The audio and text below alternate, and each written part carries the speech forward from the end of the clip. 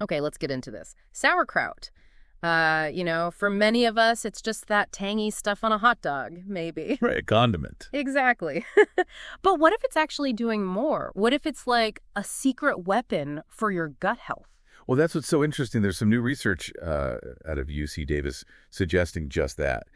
We're going to dive into a study that's looking at whether sauerkraut can, actively protect our gut from inflammation damage. Yeah, it's fascinating stuff. We've got this paper. It's called the Fermented Cabbage Metabolome, and it's protection against cytokine-induced intestinal barrier disruption.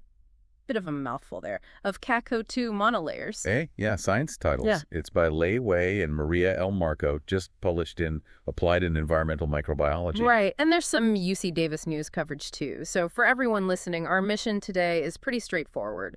What makes sauerkraut potentially good for the gut? What did this research actually find? And, why should you care? Okay, so stepping back a bit, the gut. It's incredibly important, right? Not just for digestion. Oh, definitely. Immune system, all that. Exactly. It's a huge player in our overall health. So these UC Davis researchers were asking, essentially, is sauerkraut just tasty food, or does it have real health benefits for this, really vital system? And I think the way they approached it is key. They didn't just look at cabbage. They looked at the fermentation.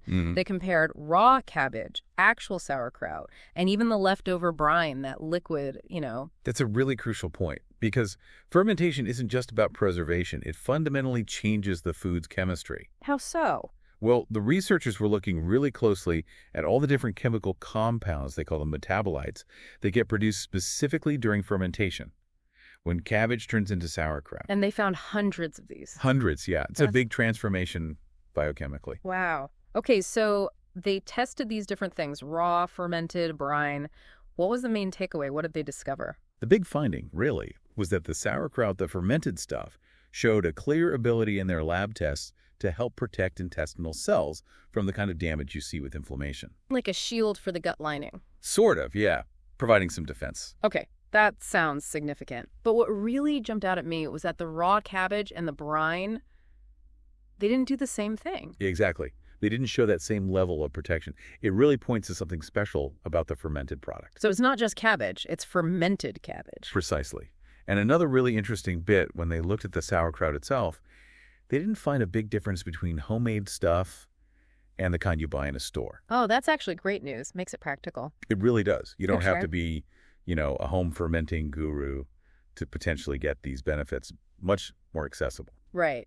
So the big question then is why? What is it about the sauerkraut that gives it this power? Well, the research points towards those metabolites we mentioned. Fermentation changes the cabbage's chemical profile quite a bit. It increases beneficial compounds. Yeah, things like lactic acid. You hear about that a lot with fermented foods. Mm-hmm. But also various amino acids, other plant-based chemicals, Yeah. stuff that's been linked to good gut health. Okay. And Professor Marco, one of the researchers, she had a particular insight on this. Yes, she made a really interesting observation. What was that? She pointed out that some of the metabolites they found in the sauerkraut are actually quite similar to compounds produced by our own gut microbes. Oh, interesting. Like our gut bacteria. Exactly. Those trillions of bacteria living inside us. So the idea is, by eating sauerkraut, we might be giving our gut compounds it already knows how to use. Like giving it fuel it recognizes. Kinda, yeah. It might help strengthen the whole gut environment. Yeah. Maybe make it more balanced and robust. It's not like introducing something totally foreign. That makes a lot of sense. It's like speaking the gut's own biochemical language. That's a good way to put it. And, while they've found these hundreds of metabolites, they're still working on figuring out exactly which one's doing the heavy lifting. Ah, so they know something is working, but not the exact key players yet. Right. The precise mechanisms are still being investigated, which means, there's probably more cool stuff to discover down the line. So for people listening now, what's the practical application? What does this suggest for our diets? Well, based on this, the researchers suggest that, alongside getting enough fiber and fresh, produce the usual advice. Which is always important. Always. But adding regular servings of sauerkraut could be another useful tool for supporting long-term gut health, maybe making it more resilient against inflammation. And inflammation in the gut, that's linked to wider issues, right? It can be, yeah. Yeah. So anything that potentially helps protect that gut barrier is pretty interesting. And Professor Marco had that quote.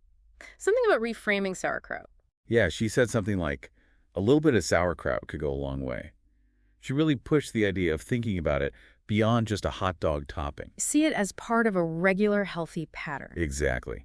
As a potential dietary ally, not just an occasional flavor enhancer. Which is quite a shift for such a, well, humble and affordable food. Definitely. So what's next? Where does the research go from here? Lab results are one thing, but... Right. The crucial next step is seeing if this works in actual people.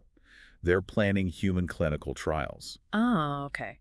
To see if adding sauerkraut to people's diets gives the same kind of gut health benefits they saw in the lab with those intestinal cell models, the Keco-2 monolayers. That'll be really key to watch. Human bodies, varied diets. It's complex. Absolutely.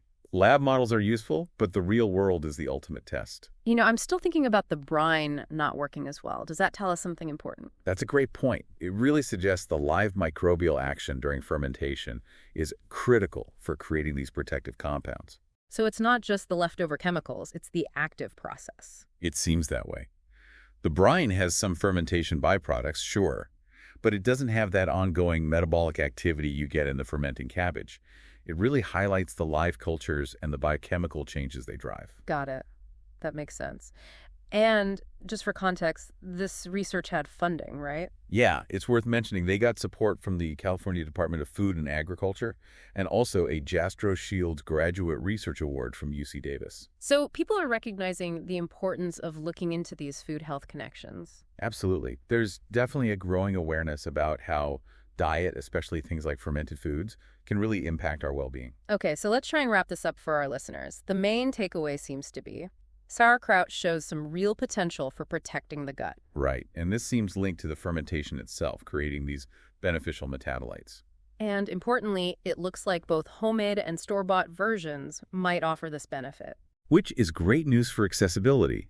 It suggests adding fermented foods like sauerkraut could be a pretty simple, but maybe quite impactful way to support your gut health. It definitely makes you look at that jar in the fridge a bit differently, doesn't it? It really does. And it kind of opens up a bigger question, doesn't it? If sauerkraut has these effects, what about other fermented foods? You know, kimchi, kombucha, yogurt. All those traditional foods. Could they be offering similar, maybe unexpected benefits? What else could we learn about this really intricate link between what we eat and how our bodies work? It's definitely food for thought.